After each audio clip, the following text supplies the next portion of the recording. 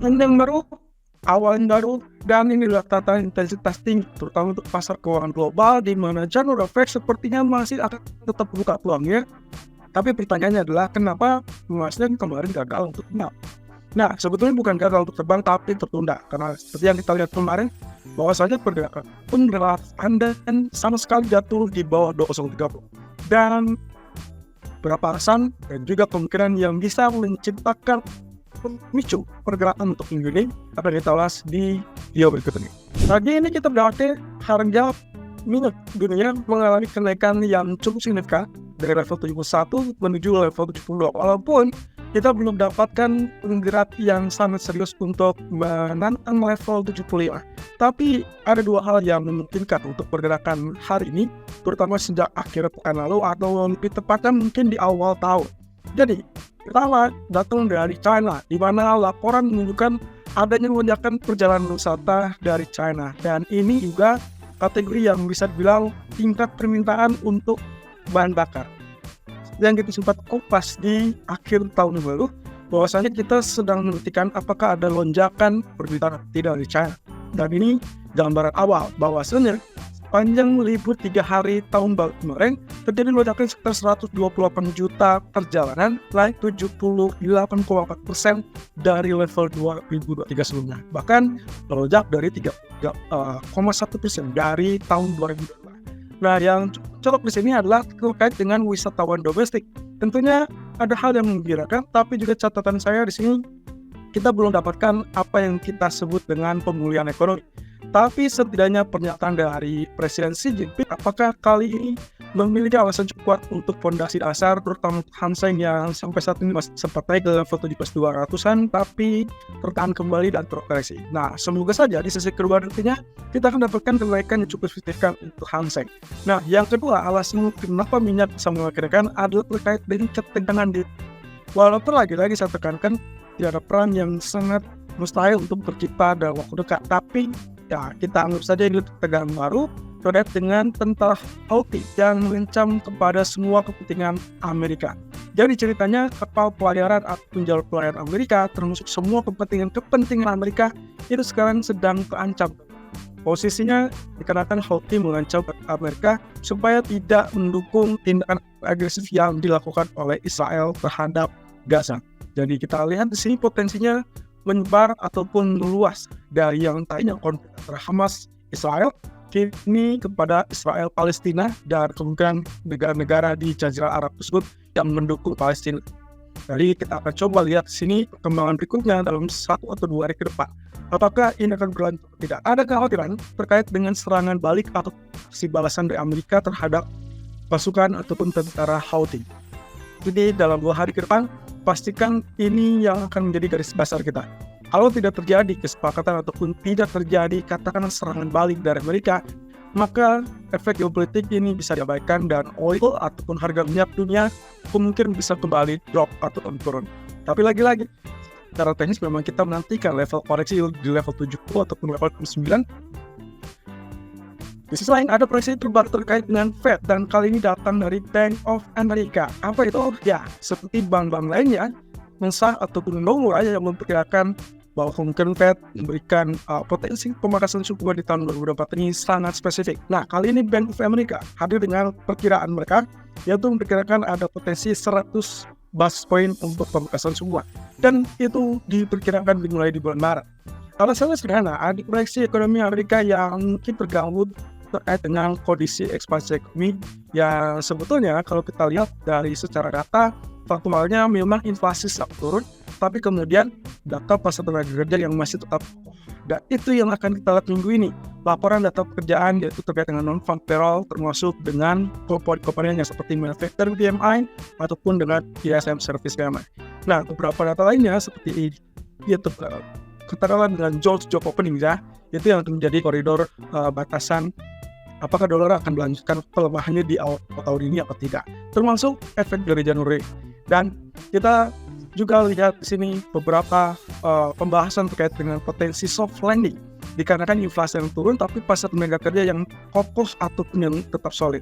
Jadi harapannya pertama dari Fed adalah kalau misalkan inflasinya konsisten turun, kemudian diikuti juga dengan kemungkinan longgarnya data pekerjaan, dalam hal ini dalam farm, maka kemungkinan potensi untuk pemangkasan suku bunga semakin dekat, semakin nyata, dan mungkin semakin cepat. Tapi kalau tidak, maka kemungkinan tidak normal. Tapi at least seperti yang sempat kita bahas di hari Jumat kemarin, apapun yang terjadi, mau Maret ataupun bukan Maret, yang terpenting adalah Dot sudah menunjukkan proyeksi pemangkasan suku dari Fed akan terjadi di tahun 2024. Jadi itulah yang menjadi landasan dasar bagi para pelaku pasar untuk saat ini. Nah, proyeksi terkait dengan risiko geopolitik juga disampaikan oleh Bank of America terkait dengan kemungkinan perang Rusia Ukraina yang selesai. Dan Amerika beberapa kali memberikan petunjuk bahwa mereka kelihatannya agak gusar dengan status perang ini yang tidak usah selesai dan juga selalu mengungkit ataupun bahkan mendukung Ukraina, tapi kehabisan dana, kurang lebih seperti itu. Nah, kemudian yang kedua adalah terkait dengan Timur Tengah yang sampai saat ini masih tetap bergejolak dan mungkin diperkirakan 2024 akan menjadi topik utama terkait dengan geopolitik. Dan jangan lupakan pula bahwasanya iklim di tahun 2024 adalah masalah pemilu. Bukan hanya di Amerika, bukan hanya di Indonesia, tapi hampir semua mayoritas negara di seluruh kawasan, termasuk Eropa. Nah, jadi berdasarkan alasan-alasan tersebutlah Bank of America memberikan pandangannya bahwa dolar kemungkinan akan relatif lemah, termasuk proyeksi untuk pemangkasan suku bunga Fed dikarenakan tingkat suku bunga tinggi berarti akan memberikan cost yang relatif tinggi juga untuk Amerika dan itu akan membahayakan ekonomi. Jadi dengan tingkat utang yang tinggi, kan akhirnya bank sentral akan memangkas suku bunga tersebut.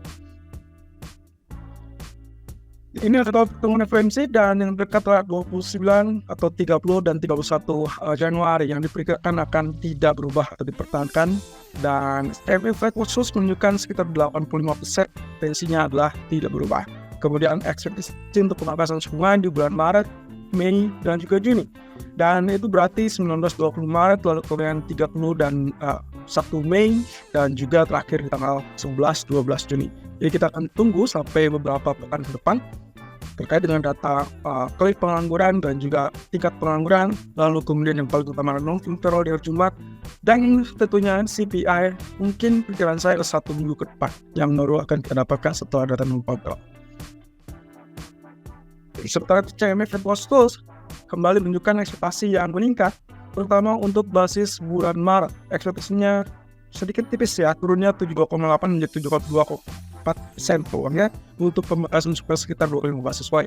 Sementara bulan Mei itu naik dari sebelumnya di level 70% menjadi 72,4%, dan yang menaik atau tidak kalah menarik adalah di bulan Juni yang diperkirakan sebelumnya 60-an 68 atau 67, sekarang naik ke 69,9%. Artinya ada 3 potensi yang memungkinkan untuk terjadi pemangkasan suku bunga tersebut, dan itu diperkirakan 3 bulan berturut-turut, Maret, Mei, dan Juni. Kita tinggal tunggu saja data ekonomi memungkinkan apa tidak. Yang jelas di sini saya dipergunakan efek dan jump rate yang kemungkinan biasanya akan bullish untuk gold ataupun saham, kemungkinan masih bisa terjadi. Itu semuanya akan bergantung pada data non-farm payroll dan juga ISM manufacturer. Nah, malam ini ekspektasi kita diawali dengan kemungkinan rilis data manufacturer. Memang tidak terlalu tinggi karena datanya dirilisnya bukan dari ISM melainkan dari SN Global. Tapi kita akan lihat saja. Kalau misalkan lebih itu maka itu kemungkinan mendorong ekspektasi pemangkasan suku yang lebih cepat. Tapi kalau data yang relatif lebih kuat, maka kemungkinan faktor yang memungkinkan terjadi adalah pemangkasan suku bunga tidak terlalu banyak, alias mungkin di bawah 150 basis point. 75 mungkin cuma 100 basis point. Nah, yang terakhir adalah US Jobs Data, yang itu berarti ADP, job openings, dan juga data non-farm payroll yang akan dirilis di hari Jumat. Semuanya punya kepentingan, semuanya juga kemungkinan akan menjadi tantangan baru bagi Fed ataupun bahkan bagi pasar. Jadi Fed membutuhkan data-data ini harus melubar. Nah, kali ini berkisar pada manufacturing PMI dari Inggris dan juga dari Amerika. Kalau datanya lebih lemah, berarti currency yang bersangkutan akan turun, dan itu berarti berlaku juga untuk counseling. Kalau misalkan datanya relatif lebih kuat, maka counseling akan menguat kembali, dan juga kalau misalkan nanti malam data yang sama juga menguat untuk Amerika, dolar akan mengalami penguatan. Tapi kita tahu saja, semua ekspektasinya mengalami penurunan dan masih di bawah 50. Angka indeks di bawah 50 berarti itu adalah kontraksi. Dan terkait kemudian kurang lebih ekspektasi pemasukan mengakibatkan bola sebetulnya masih didominasi dengan pemahaman termasuk US Treasury. Jadi teman-teman, skenario tadi pagi yang kita menyarankan untuk sell emas, sell saham ataupun bahkan sell oil kemungkinan bisa berubah kalau nanti malam data ekonominya yang katakan mungkin bawah ekspektasi. Jadi hati-hati. High level tentu yang harus menjadi switch off ataupun ya kita balikan posisinya bukan lagi sell melainkan menjadi buy. Atau untuk emas kalau sampai dia tembus 2,76 atau bahkan yang 982.